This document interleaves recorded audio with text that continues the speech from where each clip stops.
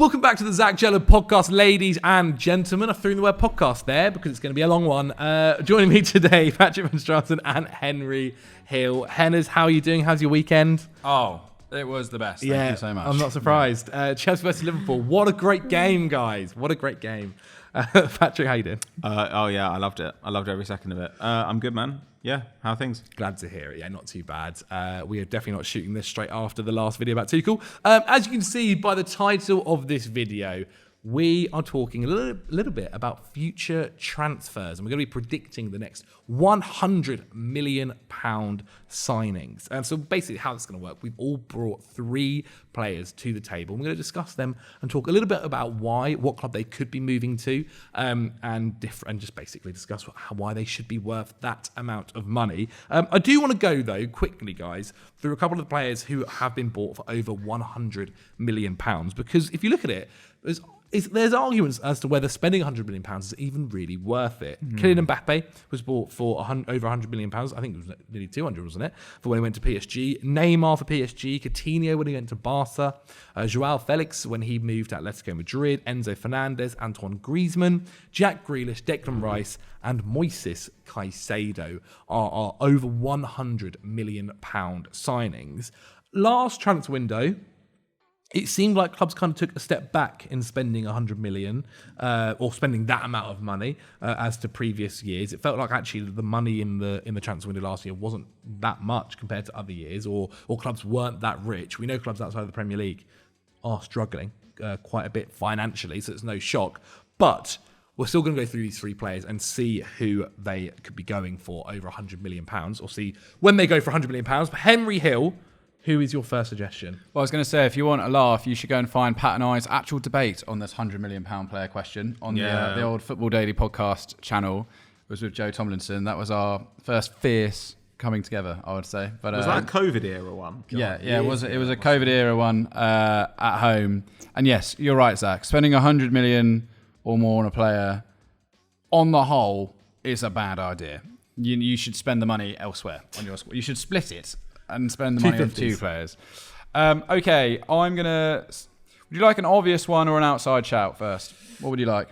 Go with whatever your heart's content with. The obvious one. The obvious one is Florian Wirtz. I think this guy is already valued by every valuation website at £100 million, let alone euros. He is unbelievable. He is so good. He got 22 goals and assists last season, already got 4 goals, 1 assist this term, and that's just in the Bundesliga, by the way. He's got 2 Man of the Match awards back-to-back in the Champions League, where he's got 2 goals.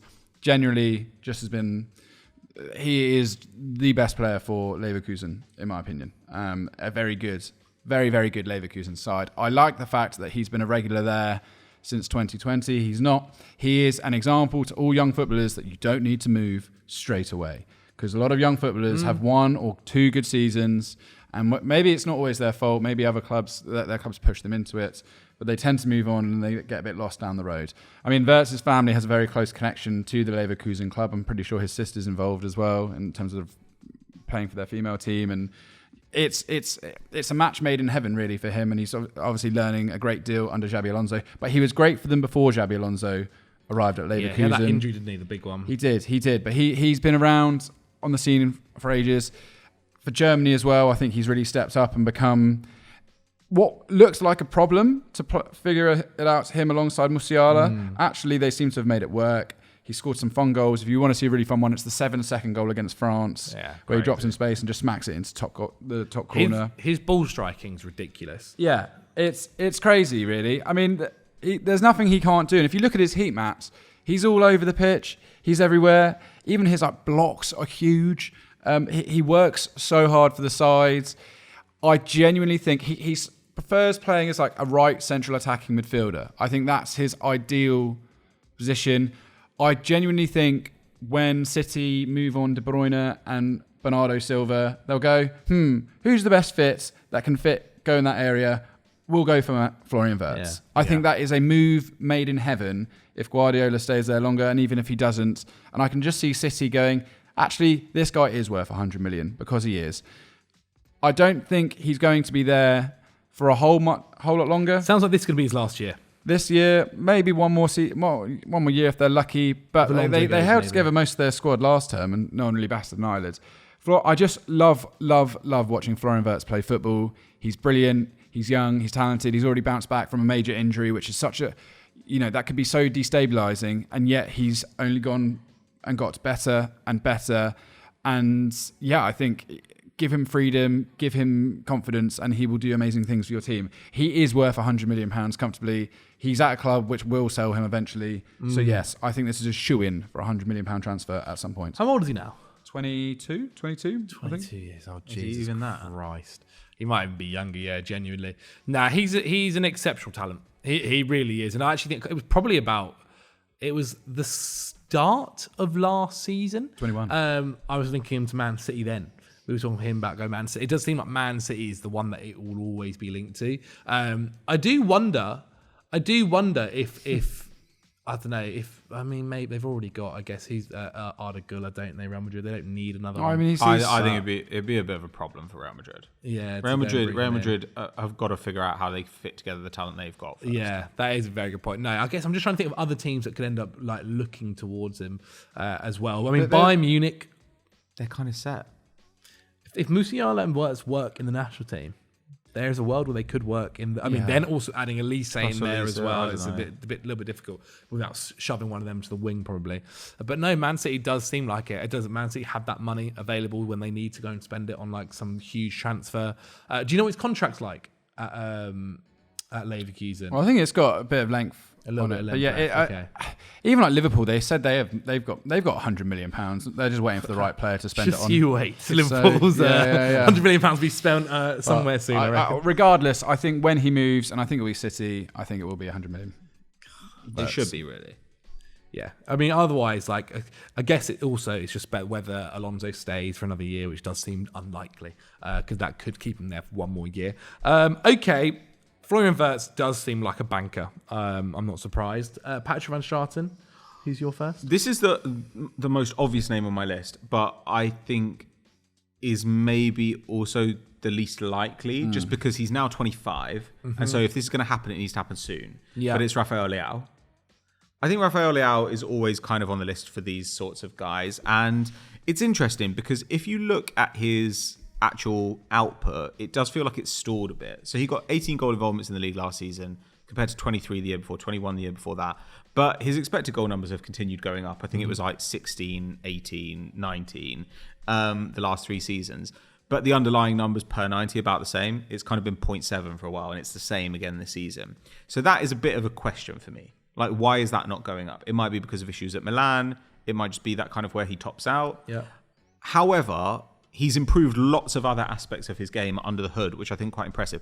This season, he's shooting, I think, kind of like an idiot. And I do think that's a problem in Serie A generally.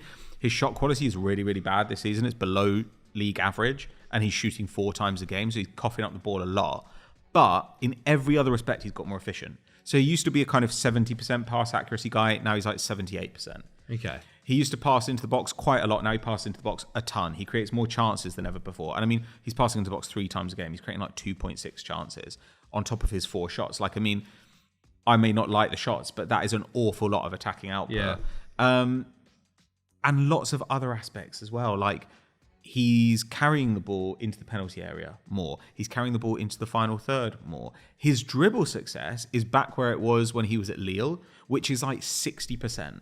Which for a winger is absolutely insane. He's a physical monster as well. But like, he's huge. So if you look at that, like what that actually means for a side, it means the last couple of seasons he's been completing about 2.8 dribbles a game, which is a lot.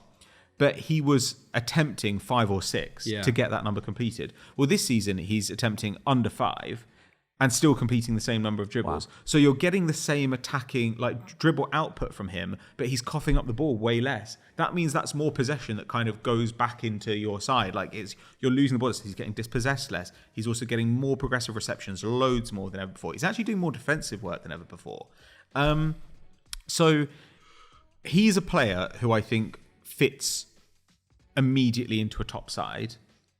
The question is whether there's a top side that has this need. You know, like, Arsenal fans have gone on about him for a while, but I think Arsenal are pretty clear that they love Martinelli. Unless Martinelli has a really bad season and Arteta's like, we're done here, then I don't think that's going to happen. Especially to put 100 million on someone as well. When PSG are obviously, using Barcola there and seem pretty wedded to that, and I like the fact they're using him a lot. Real Madrid, the last thing they need is another left winger.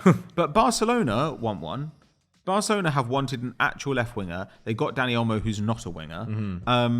Rafinha does not play on the left. Yamal does not play on the left. They don't like Ferran Torres. Like, Leao would make a certain degree of sense. It's just that Barcelona don't have that money. So this is the thing with him. I don't really know whether there's a place for him to go. If he played on the right and he was left-footed, I'd be like, Liverpool next year, fine. Yeah. But as it is, I'm just not quite sure who the suitor is for him. However, this is the kind of profile of player who normally gets people talking about 9-figure sums.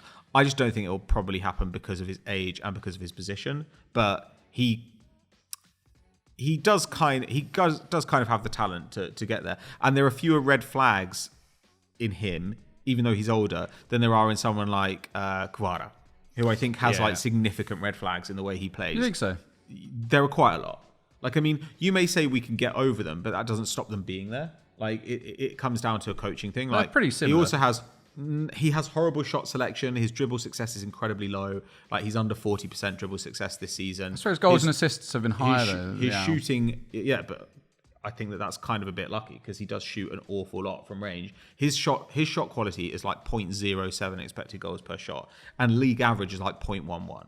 So his shot quality, he's playing like a guy who plays for a kind of defensive team where he's allowed to do what he wants in attack. And that's fine. But if you were going to go and bring him into like a Manchester City, then you'd kind of want to say, you're not allowed to take those shots anymore. And if we cut out those shots and we cut out the kind of hero ball and we cut out some of the dribbles because you're having to attempt so many in order to be a plus dribbler, you might not be good enough anymore. He needs to be in a place where he's allowed to dribble a lot, he's allowed to shoot a lot, and he's kind of allowed to be a bit wasteful. He wouldn't be allowed to do that at a lot of top clubs now. He kind of needs to be the main man, I think. Whereas Leao, you think Leao doesn't have that factor? I think Leao's been much more of a facilitator, than Kvara has, or than Kvara has been turning into lately. Yeah. They're just like completely different like profiles of player in that regard. I think everybody loves Kvara. Like, I love him too. He's a big guy. Like, he's younger. He's got loads and loads of abilities. But there are lots and lots of things in Kvara's numbers that I'd say, like, well, we have to change that, and we have to change that, and we have to change that, and we have to change that. And at that point, and maybe we change all that, and he's one of the best players in the world. But if he loses something, we're screwed. Whereas if Leao just arrives at your club as he is, he's going to be very good. Yeah. There's been, I don't know what it is with Leao sometimes. Like, it was a couple of years ago, it almost felt guaranteed this guy's going to be a world beater and he's going to cost over £100 million. And then as the seasons have gone on, no one's really sniffed too hard around him. Barcelona were interested. They managed to get him to sign a contract. Yeah, who was it that was after him before the contract extension? Barcelona did want him. Chelsea wanted him. Arsenal have been rumoured for him. PSG have been like, all these clubs have been rumoured for him. Yeah. But yeah, I think also just having a couple of bad years for Milan, like as in like Milan playing badly, I think was a bit of an issue. Like, he really, he should have tried to go. Didn't have like the best. When you watch him, he sometimes tries too hard. He sometimes feels like he has to carry the weight of responsibility. Like against Liverpool, he had one amazing Champions run. League games, But then I've watched him a few times this season, AC Milan, and you can see, like, even the game against Fiorentina the other night, just he tries to put the weight of that club on his back, and they're not very good though. I do think that's. But they've still got enough. They've still got enough, like Morata, Pulisic. There's enough in that forward line that he doesn't have to be the main. Like, he doesn't have to say, "You guys step aside because you're not good enough." They've still got quality in that side. That's only kind of true now. Like, Pulisic is only really playing super well now, and I think that's partially a benefit of having Leao do so much progression. Like, one of the problems has been that he's been the main guy. Like, it's been like, well, Leao is the problem. And to be honest, even when teams key on him, they're like, right, he's going to be the problem. He still is really hard to contain. Even against Liverpool, completed 5 of 6 dribbles, carried the ball into penalty area 3 times. Like, teams know he's the danger and he's still highly effective. I just think, like, AC Milan have had like a really bad attack for quite a long time, and if Pulisic is more of a threat this season, and like Tammy Abraham is starting up front, or Okafor or Morata or whoever, then I think that will really, really help him. But I think for a long time it's just the classic issue of just like, that's the one guy we have to deal with. We just have to contain him. And teams still haven't been able to, which is a good sign. I do think you're right, though, in terms of if it's going to happen, it's got to be this summer coming. If he's going to move for that amount of money, it'll be this summer coming. And also, are AC Milan in any financial trouble? No, they're fine. They are fine. I think they're okay. Okay. All right. Well, from one Serie A player to another. Now, there hasn't been a centre-back to move for over £100 million. The closest we've seen is Gvardiol now at City. I think in the end he was 90 odd, and then obviously Euros, I guess technically, but still. Van Dijk obviously was, I think, just under that. I think Alessandro Bastoni could be that guy this summer. Isn't he 25? He is 25 as well. Yeah. Why would So you it pay needs to 100 be mil for a 25-year-old centre-back? left-footed centre-back, and arguably one of the best there is out there. I have another one as well that we'll get on to in a little bit, but I think there's a couple of reasons for why you'd have to spend that amount of money for him, and part of it is due to his contract. He's got a contract there until 2028, so there's no need to there's no running down the contract and you'll be able to get him next season or anything. Inter Milan are in a very, very good bargaining position. Buying a player out of Inter generally is also really, really difficult. You normally do have to spend a lot of money in order to get them, and then also to get kind of the heart of their defence and the guy that is leading them there is even tougher. But left-footed centre-backs, there aren't a lot. We've mentioned this. It's a position that is out there that isn't easy to find. And of someone of Bastoni's quality as well, even harder. And I do think Liverpool is somewhere soon. They're going to have to start thinking about that defence. Van Dijk isn't getting any younger. Kanate is obviously brilliant, so he's okay. But he does have injury issues. And then if you look at the rest of their centre-backs, they're maybe not quite up to scratch nowadays. They're definitely desperate to bring in some more talent. And I think Bastoni, they have been rumoured to be looking at him last season or during the summer. I think Bastoni could easily be that guy. But it's so unlike Liverpool to spend that money, and especially when that's not if that were their one position of need, I get it. But they still want a DM, and they're going to need to replace Salah, and they might need to replace Trent. But they have been holding out for a little while now. For instance, they've had this money in the bank building up for the last couple of seasons. But they're not going to replace. They didn't spend it. But who's their right winger going to be? That's going to be such an expensive position. I just don't see them saying 100 mil on a 25-year-old centre-back, and also we might know we need to spend another 100 mil on a winger, God knows who, and also we're going to need to buy a new starting quality right-back, and also we still want a DM because we didn't do it. There is definitely a possibility of that. There definitely is a possibility of that. But I think in terms of all these clubs looking for a left-footed centre-back, he is the guy really. If you're gonna try and get someone who is the creme de la creme, still getting better. Yes, he is 25, but he's also not he's not an old man. He's definitely got a long, long time left to play in football. He is someone that is basically at the top of that list for you. His passing range is really, really impressive. He's a big boy at 6'3". He's got good recovery pace as well. He can play in a left side of a back three. Can play him centrally. Play him in obviously a back two or four.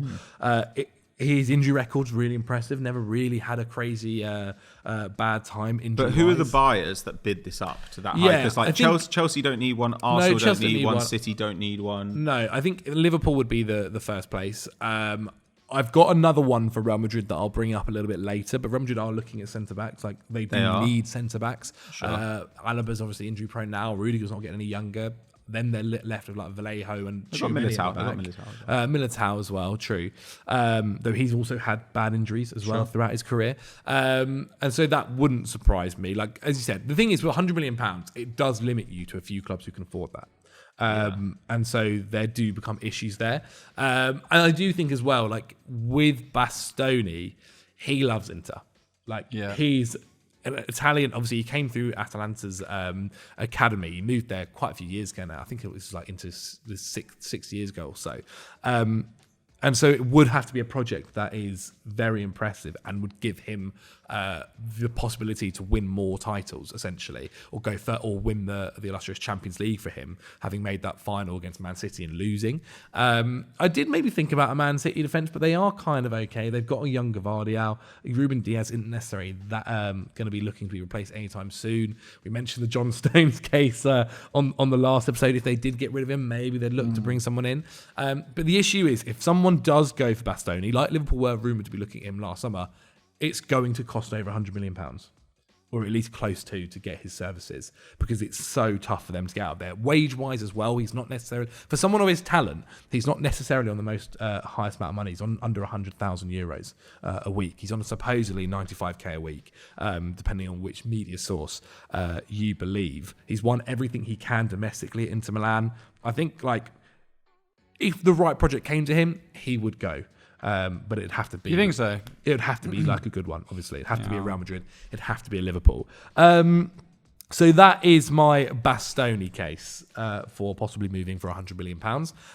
Henry Hill, back over to you, my friend. It's interesting. I didn't want to just put all attackers in. So I was looking at centre-halves as well. But it is also quite hard for the reasons that we kind of mentioned. Why would you spend £100 million? They have to be the best in the world. Yeah, basically. and then I was looking like where can command £100 million really in this market, and like Portugal can get close to it. Something like the Portuguese clubs. So is that Sporting, looking at Osman Diamondi and even Gonzalo Ignacio, Antonio Silva as well. Like they've got guys there that could maybe get that. But I mean, going against kind of everything that I said there, Viktor Gyokeres is the player that jumped out on the page there. I've gone for 100 million euros, maybe, not 100 million pounds. I don't think it will get to that much. But if you're looking for just a lethal striker in the form of his life, then I think Gyokeres is about as good as it gets. Right now, who's probably going to... You could pinch him, is my point. There's a lot of Haaland in this guy, in terms of the way he runs at defenders. He can kind of do everything. He can play on the shoulder. He can play on the break, running in behind. He can drift out to the left. His assisting numbers are almost as impressive as goal-scoring numbers. And this is his goal-scoring. 43 goals and 50 appearances last season for Sporting is mental. After a £20 million signing, it's crazy. He won 5 Player of the Month awards in the Primera Liga. And he got like 10 assists last season too, which is the second season in a row that he's hit 10 assists. He did that at Coventry as well. This season, he's got 12 goals in 11 appearances. So it's not as if it was just a one-season wonder for him. He stepped up. He is slightly old. How old is he now? 26, turning 27. Also, when you actually watch his dribbles, or when you watch him up against the defenders that he plays against in the Portuguese league, I'm not saying he doesn't have good goal scoring instincts. I think he's pretty good, but like it is shockingly bad. Like sometimes the reason he can get a shot off is because the defenders are appalling, and when you see him complete a dribble, I don't think he's a good dribbler. But he will occasionally complete dribbles because the defense is appalling. He's able to turn and seemingly like run at will, but if you can get him a shot in the box, he will hit it 100 miles an hour, and he's good, and he's a good goal scorer. But to me, the question would be, if you're going to play him up front in like a top side, which is what we're talking about when we're talking about 100 mil, can he just find space against sitting defenses? Is he able to get that separation? We haven't actually seen him do that either in the Championship or in the Portuguese league. I think we haven't seen that at all. I don't think you can disregard the Portuguese league. I'm saying like I've literally watched this. Like I'm telling you what I've seen. Like I'm not saying like there's no quality in it at all, but like, you know, people say, "Oh my God, Jokeres got another hat trick this weekend," and then you watch it and you're like, "Yeah, okay, I see how that happened." There is quite a lot of penalties in those numbers as well, but I think he's a good player. I just don't. I think if somebody paid 100 mil for him, that would be seriously unwise. Well, I'm going to keep going anyway because I don't necessarily agree. I think where he scores, left foot, right foot, the positions he takes shots from, I agree. Pardon? Good in the air as well, isn't he? In the air, he's 6'2". Yeah. He's quick and fast. I'm just talking about like what do people look for the top strikers these days, and it's almost a benign, headless chicken style running, but with finesse, just that kind of Haaland, Osimhen, willing to die for the ball. Yeah. And I think Gyokeres has that. I watched him in the playoff final for Coventry, and you could see it there. Like you could see the potential running through him there. And I can't. But we suggested him for so many teams and said, why don't you go get this guy? Sporting, who seem to be so good at buying and flipping players at the moment. Like Diamondi cost them 8 million from, I think it was like Midtjylland in Denmark. He's now worth X amount. Hjulmans they bought from an Italian side, Lecce, I think. He's now worth X amount. It's just crazy what they're doing. Yes. Darwin Núñez was bought for what? 80 million? I don't know. It was like 60 rising to 80, yeah. And there was lots of potential there. Do I think you should spend £100 million on Gyokeres? No, I don't. But I'm just looking at this thinking, The striker market isn't strong. well, that's it. And like there are a few clubs out there that need if strikers. Osimhen's price was dropping and dropping, that ends up at 60 mil. Like to me, Gyokeres is like a £45 million player, which is a pretty great thing to be. But I think you'd have to be pretty desperate to pay 100 for him. But like he's a nice player. It's fine. I think I really do like the player. I just think I watch him against Portuguese defenders and I think, oh boy. But all it takes, right, is all it takes is Osimhen next year to sort out, to go early in the summer. And then you're looking at the striker market and you're going, oh, what else do we have here? So there aren't that many clubs looking for a centre forward next summer. I don't know. Well, if Arsenal fall short again and they decide that's where we're going to plonk our money. But Arsenal, I think, want Šeško, like if they go for another striker. But I don't know if Arsenal will go for another striker because Havertz is more of a striker than he's ever been. He's playing like as a proper striker now. I'm talking about like pure goal scoring. Just someone whose job it is to do nothing else. I think it's literally Haaland, Jackson, Havertz for XG per 90 and shots actually. But that's not really the point. Like my point is just that like you're like Arsenal. Okay, if you want to put them in there, I think that's a pretty big stretch, but you can put them in. I don't really know how many other big teams are looking for a centre forward. Like Barcelona will need to move on from Lewandowski at some point. I don't think they've got 100 mil. Like there are lots of teams who actually for a centre forward, they're kind of like, we'll have to make do. Yeah, well, Chelsea will want one, but they'll want Osimhen. Gyokeres has an £85 million release clause. I don't think it'll be achieved there. I assume there would have been a conversation where if you do well for us for a few years, we'll let you move on. Yeah. And even when the João Neves transfer to PSG, that was originally being quoted at £100 million, and then it ended up actually being not. So really reasonable price. Yeah. So I think he will move for a €40 million profit on a £20 million spend is huge. Even though they have to give commentary a bit of that, it's a win-win for Sporting either way. Every time we talk about like top strikers on this channel, I see people go like, "Well, I'm talking about Gyokeres." Well, here it is. He is great. I agree with what Pat's saying. He scored like a recent hat trick against Ferenc. You look at Ferenc's squad and you think, okay, fair enough. So yeah, it's bananas. But then you can't the numbers for the last 4 or 5 years are relentlessly consistent, and that's promising. And he's now doing it for Sweden to an extent. No, very interesting. You're a bit bored of that one. No, sorry. That's so bad. That's so bad of me. I'm very tired. I at least took you seriously. Apologies. That was so bad of me. That was so bad of me. We need to start charging more, man. That was so bad of me. I do apologise, man. Cost of the brick going up. I sit at home and do research about the Portuguese league, and you yawn your way through it. Who have you got? Who's your next suggestion, Zach? I will destroy it. William Saliba.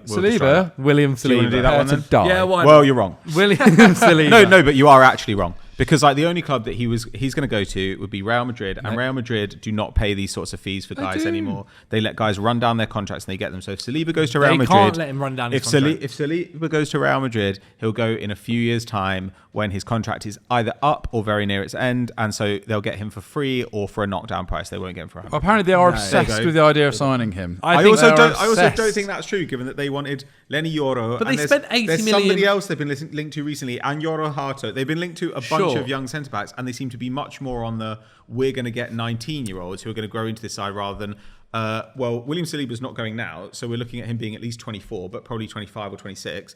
Then we're going to pay 100 mil for him. Fine.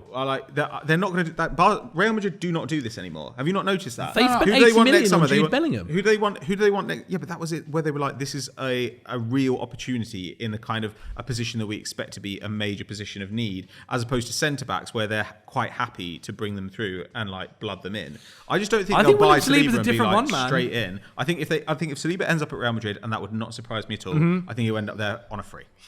I think they are looking at their centre-backs we mentioned earlier. Alaba can't play football anymore. Rudiger is 31. Militao's the other one. And then they're playing Tchouameni at centre-back when he's raging because he still can't play midfield. I think they might look... it's not this... I don't even think it's next summer. I think if Arsenal fail to go on to win the Premier League or do it eventually, Saliba will start to think, I've still not gone on to do anything. I've still not won the honours that I should be winning for the level of player that I am. And all it takes is a knock from Real Madrid to go and sound him out, and he goes, yes, actually, I'd be very interested. Like money, he's on amazing money at Arsenal. Like he's on nearly £200,000 a week at Arsenal. Like that, those side of things are not an issue. It's the level that, but there is a world, right? Say Arsenal do win a Premier League. Either way, he starts to think, well, I've done it then. And now Real Madrid are calling. That's one of the calls which you can't. I don't think anyone denies, though, that he'd be interested in going to Real Madrid. Even if he wins the Premier League, even if he wins the Champions League, like I still think you'd want to go to Real Madrid. But he's also a right-footed centre-back who will cost an absolute bomb for the one club who are starting to get rid of this habit of doing this. Like Real Madrid, all the rumours about them with centre-backs, there's been the Saliba rumour, though it hasn't been very well. The Saliba rumour has not been very well sourced. Like, I think they're interested for sure. But what's been more well sourced is that they want to sign 18, 19-year-old centre-backs. For sure. So the Lenny Yoro thing they definitely wanted. And if Saliba were left-footed, I'd actually be much more like on board with this. I'd be like, maybe they do go and spend 100 mil for him. But I don't think that they're going to go and spend 100 mil on like a 25-year-old centre-back when they could probably wait till he's like 27, let him run down his contract, and then get him on a free. And in the meantime, get some young players who they can kind of blood. That's been the Real Madrid strategy in recent years. They either buy players really, really young, and then they work them. And then they don't even send them out on loan. They actually like really like let them work with the first team. It's kind of interesting the way that they prepare players for the first team. But that's what they do. They're either going to get youngsters who they gradually build up, like out of Brazil or something, or they will they'll get somebody whose like contract is run down.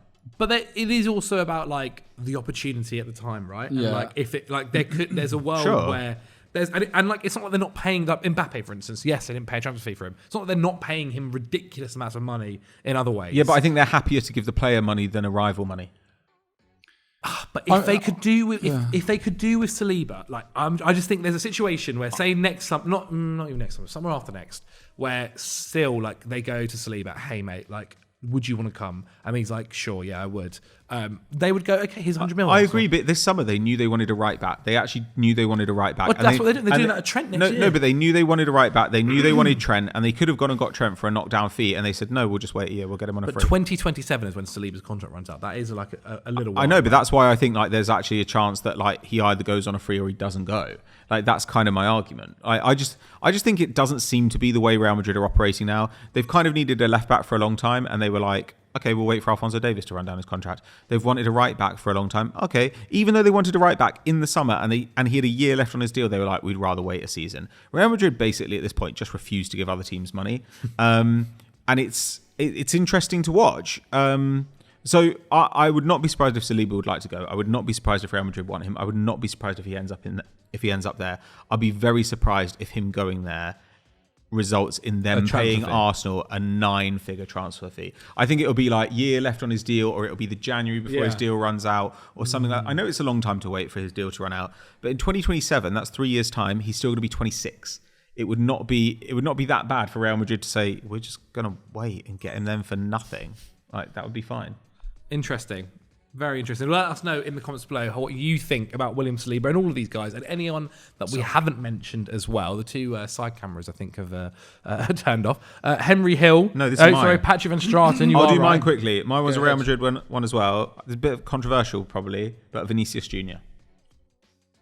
Real Madrid have a massive left side problem, right? Wow. As in, everybody wants to play on the left, and you don't want to sell Vinicius Junior under any circumstances, really, except that they're going to have to work out this balance going forward. They could use Vinny and Mbappe as a front two, but that means leaving out Endrick, who I think they really like and who looks like he should be playing.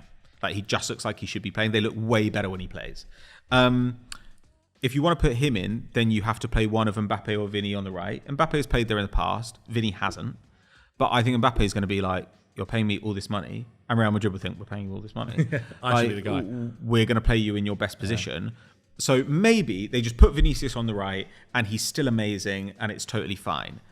But that also then means dropping one of their midfielders, because you can't have all your midfield. You can't have Valverde, Bellingham, Tchouaméni, Camavinga all playing and have a front three. It's just not possible without playing a back three, which they're never going to do.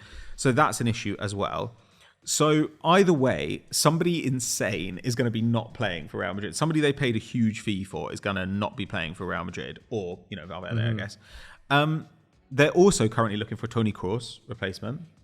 They're also, when they're talking about right backs, they're looking at somebody like Trent, It does seem like to be Trent, isn't it? who is like a creative passing right back, but he's not like a dominate the wing right back, like he's racing up the wing. He doesn't give you width on the right, in the final third. So I don't think they want to sell Vinny, but if they end up in a position where they're like, well, he's not nailed on to start in his favourite position, we're having to play him out of position on the right, and maybe he's unhappy because he might not like that, and also because, as we know, he's had a really horrible time in Spain with the racist abuse that he's got. He's already won 2 Champions Leagues. He's won a league title. Like, it wouldn't surprise me if at some point, then, like, say a Manchester City type club were like, well, we will bring you in and you will be playing at a very similar level and we'll probably pay you more money and you'll be playing in your preferred position and you won't be second fiddle to Mbappe. Because even if Vinicius wins the Ballon d'Or this year, everybody knows that, like, next year he's going to be second fiddle. Like, everybody knows that Mbappe is like the big guy now. And after Mbappe, potentially Bellingham. Like, I just think with Vinicius, it's possible they make this decision. I'm not saying it's like super, super likely, but if you went in a year or two, 25, 26 years old, it wouldn't honestly surprise me that much, because sometimes you may not want to get rid of a guy, but you're like, he's not playing in his preferred position and we have a problem area that we need to solve. Like, they might end up being like, right, well, Arda Güler plays on the right because he's the only one, he actually can play on the right. Yeah. Like, I just think it's a possibility. And Real Madrid, I think, are perfectly willing to be cutthroat about this. They loved Ødegaard and they were like, bye. Like, you don't fit our needs right now, so you're off. I'm trying to think of, like... but this is different ball game. Yeah, of course it is. Of course it is. But, like, it's Vinicius Junior. Yeah, but it's not Vinicius Junior if he's not playing in the position where he is Vinicius Junior. Like, if he's not playing on the left, which is where he's actually been, like, world class, and he's maybe just a little bit worse on the right, or quite a bit worse on the right, or he's unhappy and he's a bit worse on the right, then it's a situation where you might say, we can get 100 mil for him. Like, we might do that. Real Madrid, I think, are perfectly happy to make cutthroat decisions like that. There are just certain players. I'm not saying they will do it, but you can't really deny there's not a possibility that comes about. No, for sure. I mean, we've seen it at the start of the season. There's been an issue there for sure in terms of, like, positionally. But there are just certain players you look at and like, we're never going to see you in the Premier League. And I always think Vinicius is someone like who we'll never see there. And there's a thing, right, with South Americans and particularly Brazilians who grow up like La Liga and Real Madrid and Barca. Like, that's the place they want to go. But he's been there. He's achieved a lot there. He has. I'm not saying that he like wants to move on, but I'm saying like, and there's a with the horrible situation in Spain, because it is horrible for him playing in Spain. Like, there's a lot of racist abuse in Spanish football, but he is targeted more than anybody else.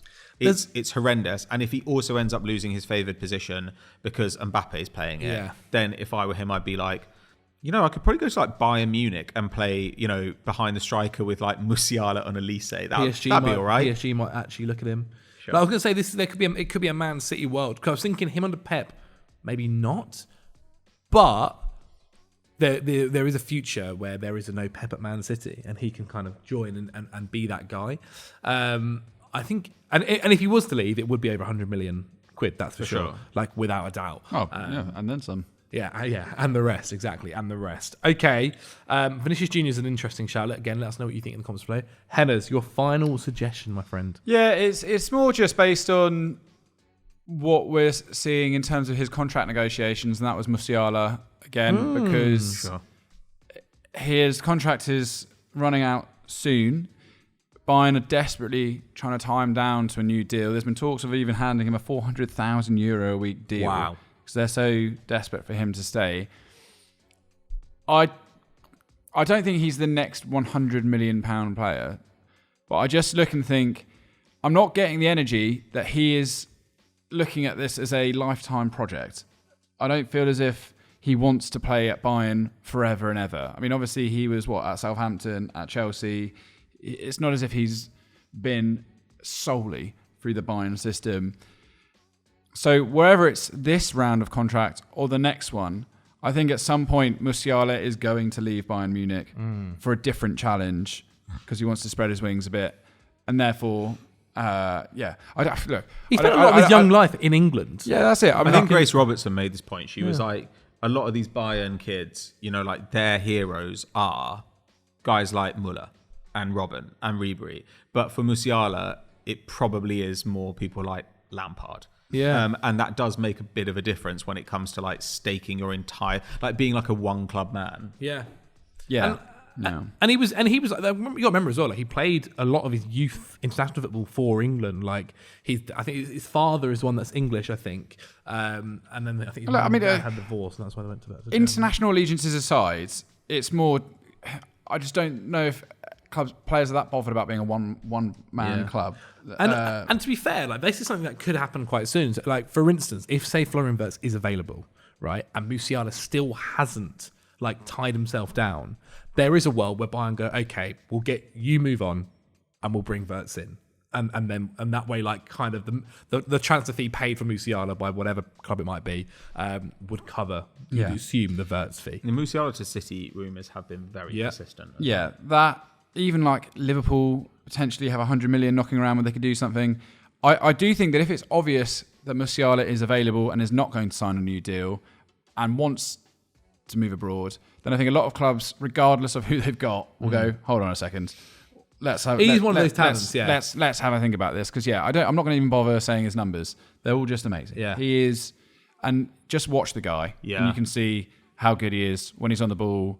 His ability to find space and dance around defenders in the box is quite majestic. He gets hit and he regains his balance, and he's one of those guys who, like, there are a lot of footballers who I think if you were showing it to somebody who is only a casual watcher of football or doesn't watch football, you'd be like, it's quite hard to explain to you what makes this person amazing. But Musiala is one of the most visibly amazing players in world football, I think. Yeah, I absolutely agree. So, yeah, I think contract situation, if it looks like they can get him, they will. And Bayern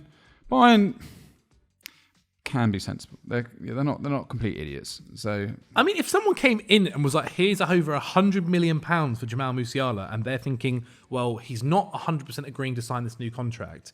We can go and buy Florian Wirtz, who is obviously another German-born. Like, we can make him a superstar here. He's already a superstar in Germany." I don't think it's a mental decision to go, okay, let's do that. Like, go to Man City, go to Liverpool, whatever it might be. We'll take 125 million quid. Oh yeah.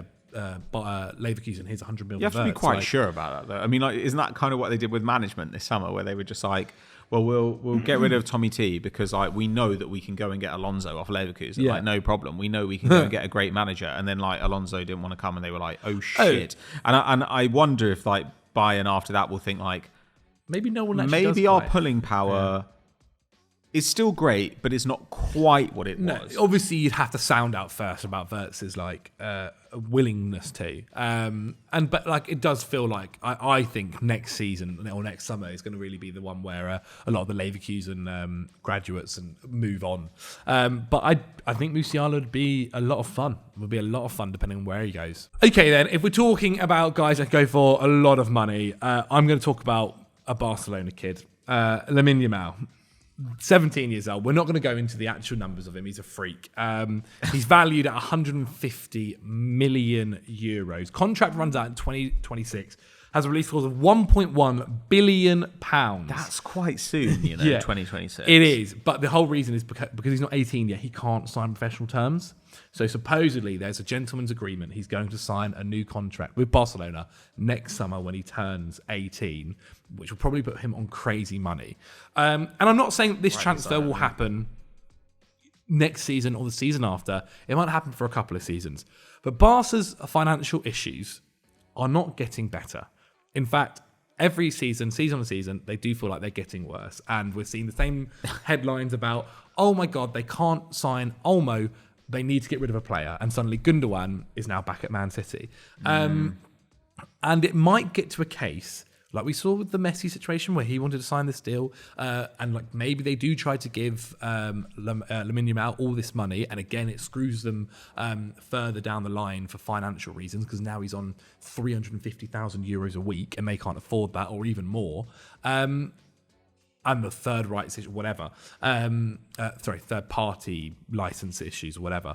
And they might look at it and go, some club out there is offering us, like, because it literally could. I think he's a player where if any club in the world, like if they found out that Lamine Yamal, Barca would be open to selling him, any club in the world would probably look at him and try to make it happen, especially of this big six that could afford 100 million euros.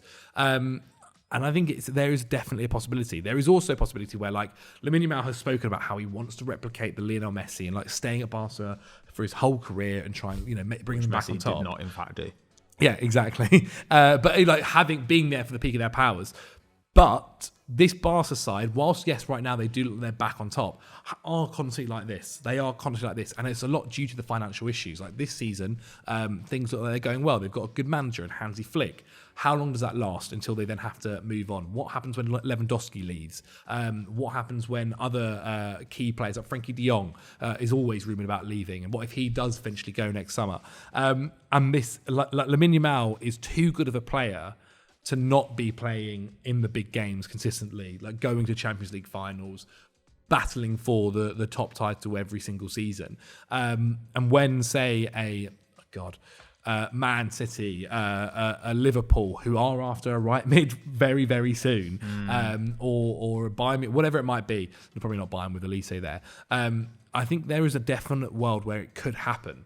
That he could leave. Yeah, I think Barcelona are going to have a lot of money like opening up when like Lewandowski and De Jong. Yes, when those guys go, they'll need to replace them. But also, it frees up insane wages. They're also paying so many youngsters this season, and they're going to reap the benefit of that. At the end of the year, they're going to have either sellable assets in the form of guys like Casado. Marc Bernal will be coming back from injury, but Marc Bernal looked incredible before he got injured.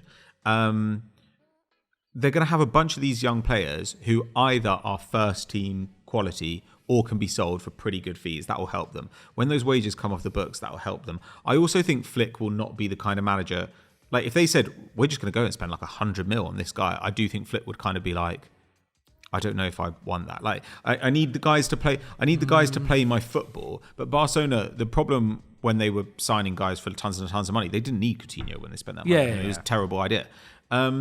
I'm not saying that like they're just sensible now, but the fact that they're blooding so many youngsters it's helpful, does mean that by the end of the season they're like, oh, we actually don't need a centre back because we've got Kubasi, and we actually don't need a central midfielder because we've got Casado and Bernal. I just think that they're kind of plugging so many holes with youngsters that their squad needs will be less severe and their financial kind of outgoings will diminish too.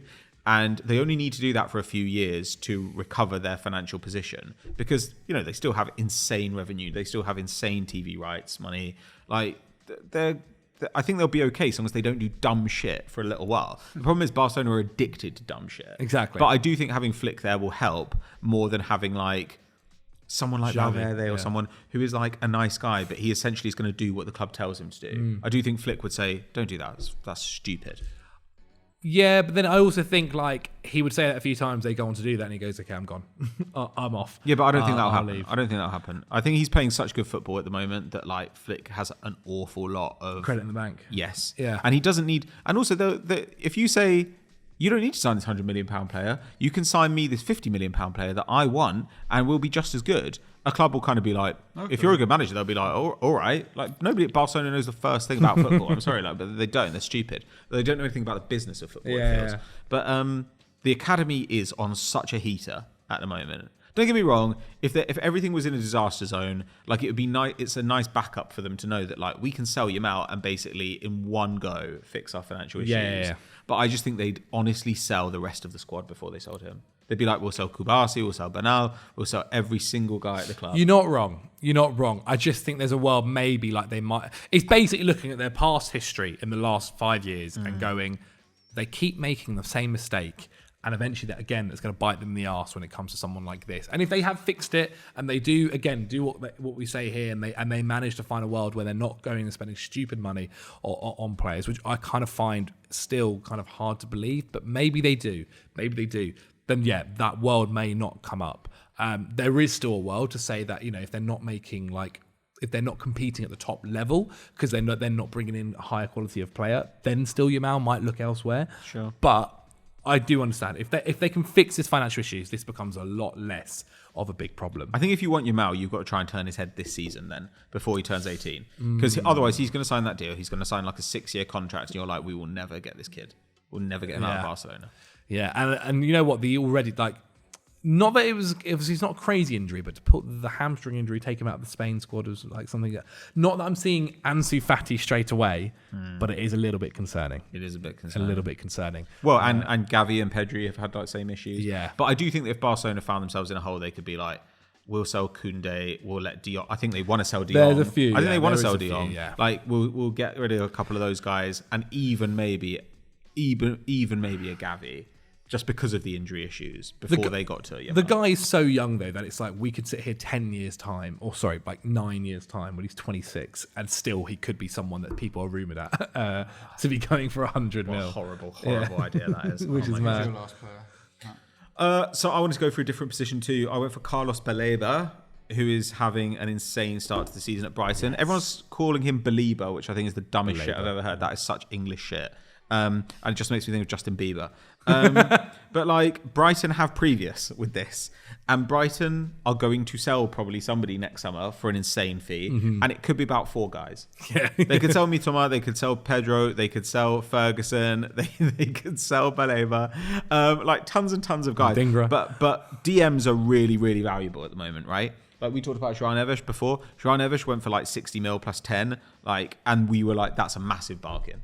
That's like the bottom range for a young DM. Gagging for a DM. Well, Baleba's 20, and he's got amazing physical gifts. Like he's fast, he's pretty strong, despite only being 20. He's pretty decent in the air, actually. I just think he's very aggressive, and he's like, I know this is dumb, but like he's like a Premier League player. I think a lot of Premier League clubs will look at him and be like, you've got everything. Like you've got technical ability, but you're also intelligent, but you're also fast and strong. Like you've got all these things that we want to marry up. And he's so young.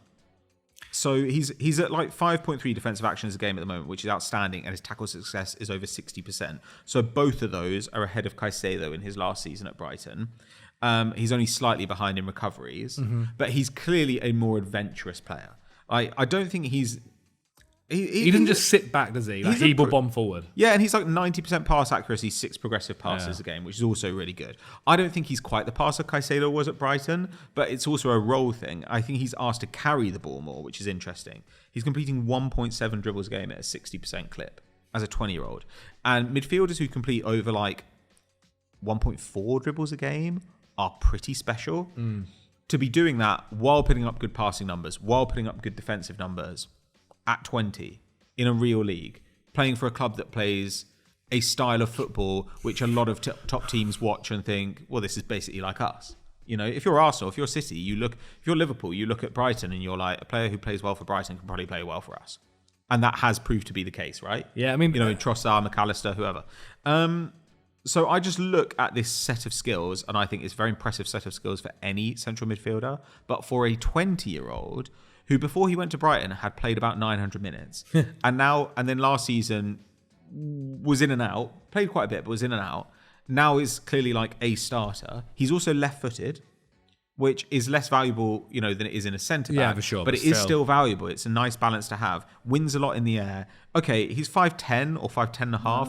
It would be... I'm sure people would like it more if he was a little bit taller, because I think Caicedo is maybe 6 foot. Sure. Or a bit taller. Like...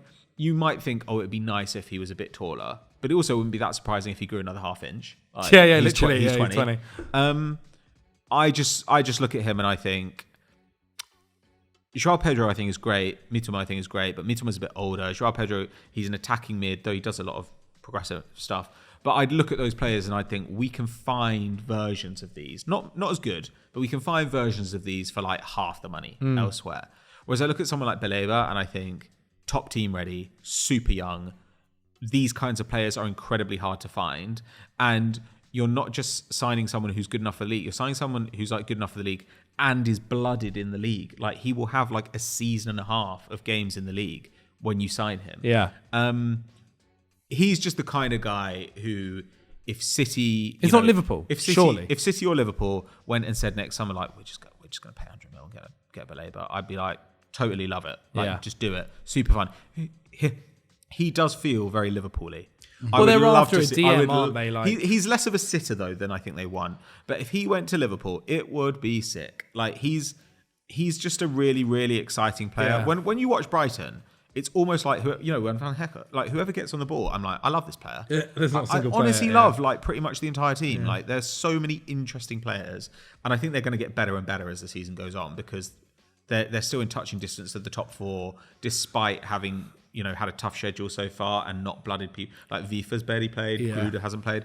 By the end of the season, they might be absolutely rolling, and if they're rolling and Baleba is a starter, people are going to notice. I guess the thing that they need is another bidding war, right? Like, would Caicedo have gone for what he went? But if Liverpool didn't jump Bayern in? might want a central midfielder next summer. I wouldn't be surprised if City want one as well because obviously they've got Gundogan on the short-term deal. They're going to be looking for somebody to back up Rodri. Like they might move on Nunes. Like that's totally possible. God, I don't know. Like United definitely still need more midfielders. Liverpool need a midfielder. There are tons and tons of teams who are going to be interested in midfielders. I'm not saying he necessarily goes this summer, but if he continues this level of performance, he's not going to be at Brighton for long. No, for sure. And Brighton do have that kind of agreement, don't they? If the right price comes, they're more than willing to sell you. Yeah. Well, there you have it, guys. That is us predicting our next £100 million transfers. Get your suggestions as well with the context and reason why in the comments below, and I'll try and reply and read back to a few of them. Henry Hill, the lovely people at home, they want to see you on a Monday. This video is going out on Monday. On a Monday. Well, you can quite literally click on Football Joe and watch our new quiz, which comes out every Monday. It's a big hit. The Jimmy Billard one did like 20k. Thanks to everyone who watched that. Go check it out if you haven't already. Amazing. Patrick Van Straten, where can the people at home check you out? There will be a Transfer Flow podcast dropping on YouTube and on all podcast apps today. That comes out Monday and Wednesday normally. I also have my podcast. New episodes will have dropped this weekend, just gone. You can get 3 episodes, but you can double the number you get if you subscribe to us at patreon.com/PatrickVS. That's called Unseen Incidents. Perfect. That will all be linked in the description below. Guys, like the video. Again, leave a comment, subscribe to the channel, and we'll see you later this week.